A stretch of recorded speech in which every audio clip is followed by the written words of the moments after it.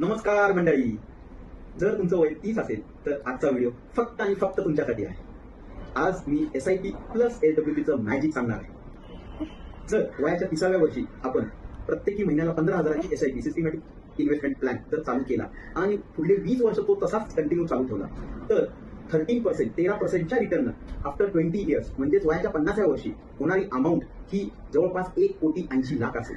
तीच अमाऊंट जर आपण पुढले 5 वर्ष कंटिन्यू ठेवली तर 5 वर्षानंतर ती होणारी अमाऊंट ही जवळपास 3.25 करोड रुपये असेल.